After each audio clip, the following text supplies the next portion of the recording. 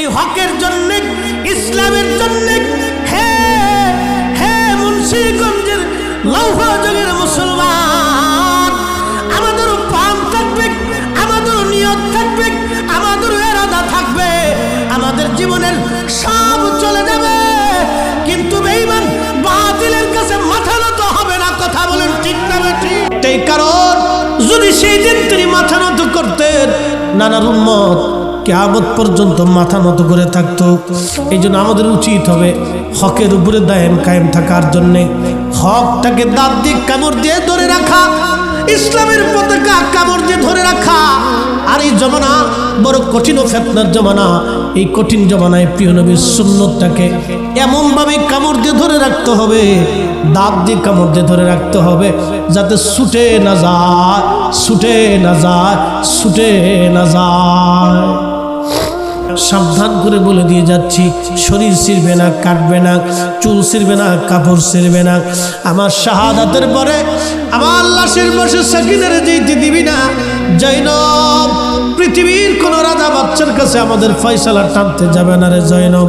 সাবধান, তোমাকে ওসিয়ত করে যাচ্ছি। আমার সন্তান ইমাম জয়নুল আবেদিনকে নানা উম্মতের জন্য রেখে গেলাম।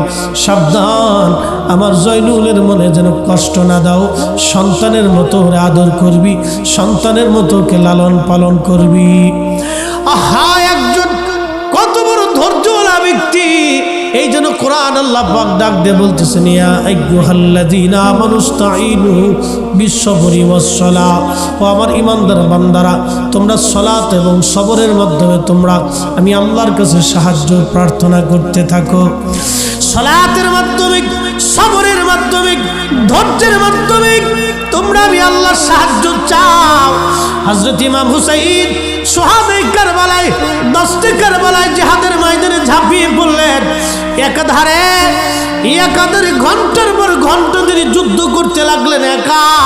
বীর মুজাহিদ, চোখের সামনে সন্তান শহীদ হয়েছে, চোখের সামনে আপনজনেরা শহীদ হয়েছে। তৃষ্ণার্ত, ক্ষুধার্ত একজন ইমাম 3 দিন পর্যন্ত তিনি না খাওয়া ছিলেন, যুদ্ধ করতেছিলেন।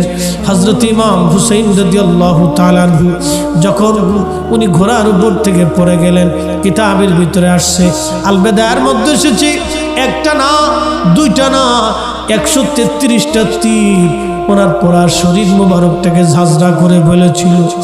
21টা বর্ষার আঘাত ওনার শরীরকে ক্ষত বিক্ষত করেছিল। 33টা তলোয়ারের আঘাত ওনার শরীরটাকে ক্ষত বিক্ষত করে ফেলে দিয়েছিল।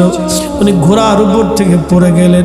পড়ে যাওয়ার পরে সীমা বুকের মধ্যে চড়ে গলার মধ্যে তলোয়ার চেপে ধরছে। হযরত ইমাম হুসাইন ডেকে বললেন, সীমার রে, আমি চিনছি, তুমি সেই কালো ডোরা কাটা কুকুর। আমার প্রিয় নানা রাহমাতুল্লিল আলামিন 50 বছর আগে বলেছিল, হুসাইন, আমি স্বপ্ন দেখেছি তোমার রক্তের মধ্যে একটা কালো ডোরা কাটা কুকুর মুখ লাগাইছে। আহা, সেই সময় ইমাম হুসাইন ডাক দিয়ে বলেন, সীমা, আমি জানি তুমি আমাকে শহীদ করে ফেলবে রে সীমা। এখানে শাহাদাতের লিপসা নিয়ে আসছি, বেঁচে যাওয়ার জন্য আসিনি। তবে সীমার রে, একটু সময় দিবি, আমি 2 রাকাত নামাজ পড়ে আমার রব্বে কারীমের দরবারে সিজদা দিয়ে যাব। 2 রাকাত নামাজ পড়ব আমি। নামাজ নামাজ নামাজ নামাজ। আল্লাহ কোরআনে বলেন, ইয়া আইয়ুহাল্লাযীনা আমানুস্তাঈনু বিস-সাবরি ওয়াস-সালাহ। ধৈর্যের মাধ্যমে তুমি আল্লাহর কাছে প্রার্থনা করো, সালাতের মাধ্যমে তুমি আল্লাহর কাছে চাও। হযরত ইমাম হুসাইন রাদিয়াল্লাহু আনহু সেই কঠিন সময়ে তিনি নামাজ ভুলে যান নাই, সালাত ছেড়ে দেন নাই, নামাজ ভুলে যান নাই। আমরা যে তার আদরের উম্মত, কয়দিন কেঁদেছি। রসুল আমার আল্লাহর হাবিব, আখেরি নবী, আমরা যে তার আদরের উম্মত, উম্মতের করলাম কি? আমরা যে তার আদরের উম্মতের করলাম কি। রসুল আমার আল্লাহর